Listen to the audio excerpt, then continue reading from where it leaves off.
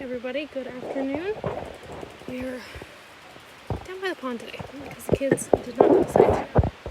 So, I'm actually going to sit over here so I can see you all because I cannot see my phone screen at all right now.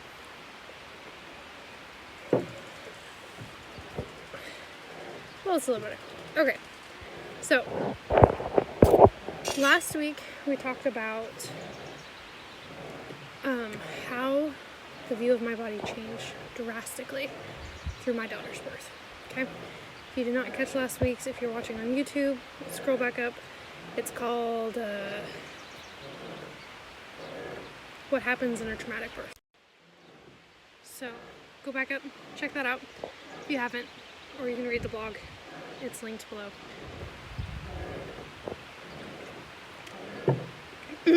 So after 2.5 years of having a broken view of my body, that it wasn't capable, and I had my son. It was a 1.5 year long healing process, and in that 1.5 years, Mama, I want to find it. Like the doors around the window. okay, can you go back up with your brother? Yeah. Because he needs help with the swing. Mom life, right? At the end of that 1.5 year long healing process, I came to the conclusion that the final step for me was for God to prove to me that I could actually do it. That He had designed my body perfectly to grow, nurture, and birth a child. And I finally agreed that yes, I would get pregnant again. If you remember from last week, I said I was never going to get pregnant again. With that in mind, I wanted to do it on God's time.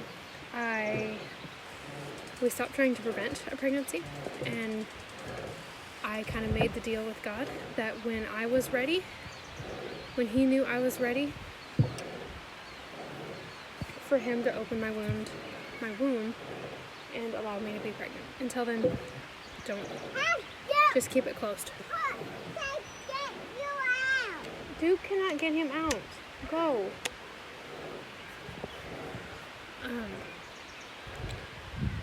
So yeah. At the beginning of harvest in fall of 2018, I confirmed with a pregnancy test what I had suspected for about a week, that I was indeed pregnant again. I, by that point, was very in tune to my body. I knew something was drastically off. And had suspected that I was pregnant. And I was. This time we took a totally different approach. We took a much slower approach. It was during harvest, so we took our time. We prayed through every decision. I've talked about that before. You can go back and find the blog, find the videos where I talk about that. But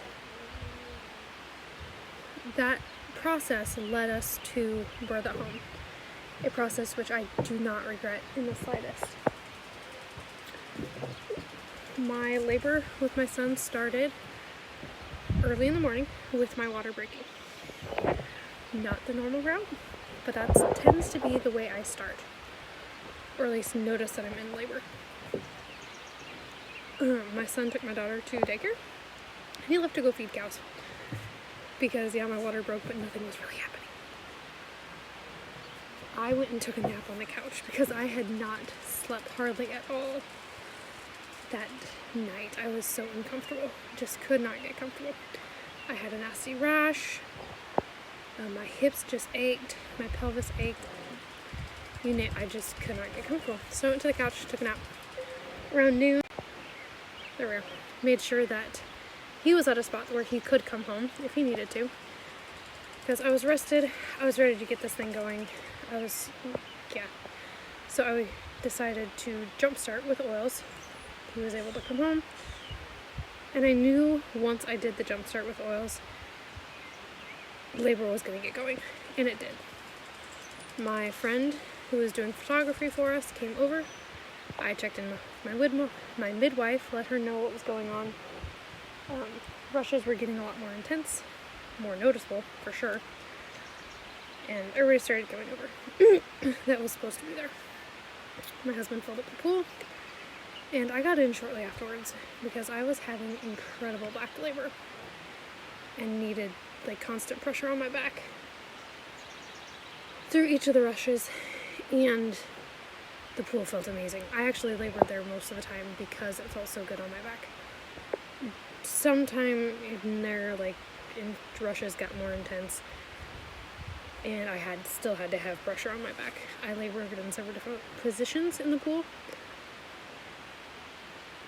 Sometime transition happened. I got the urge to push. It got dark. I have no idea what time anything time-wise was. All I noticed is I looked up and it was dark. I was like, okay, this has been going for a while. Pushing took forever. Turns out later he was not ideally positioned, so I was actually pushing a larger portion of his head down than normal. Also why I was having so much back labor. Please go take care of your brother. He wants out. You helped him in, help him out.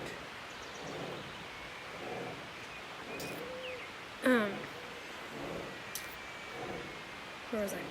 Oh. So, changed positions, eventually got out of the pool, tried to make it to the bed, didn't make it there. I couldn't get up there.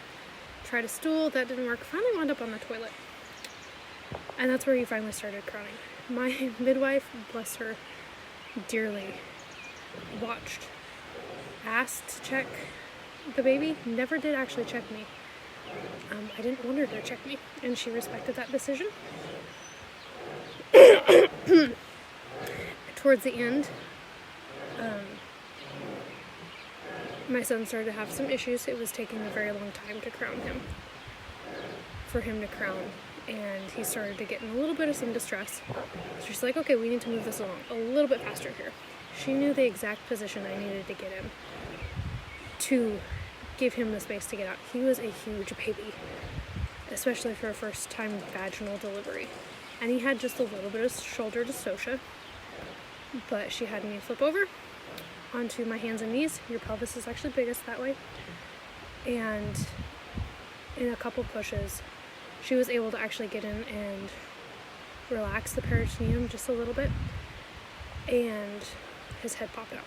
She gave him a little bit to try and wiggle his shoulders out, and he was tired and exhausted by that point.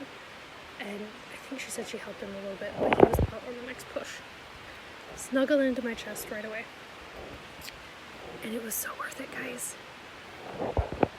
It took, the hindsight of all this is, had I been in a hospital setting, I would have had another C-section. Because he was taking too long, he would have been called too big of a baby, my pelvis would have been called non-compatible, too small, whatever. And I would have had another C-section with him. But I didn't. And God, him taking so long to crown, to move through, allowed my body to stretch. I did not tear. He was over a 9-pound baby. I didn't tear at all. So, the whole redemption in that is following God's plan.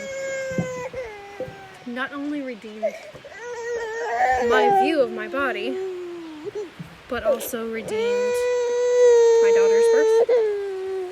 And I now saw the value of God's design, knew that value, and was able to appreciate and hold that. And I view my body as capable, complete, and able, just the way God designed it. So if you've had struggles in the past with specifically birth trauma, don't be afraid to get pregnant again. God has an amazing design for your body, and you are designed to heal physically and emotionally. And we'll talk to you later.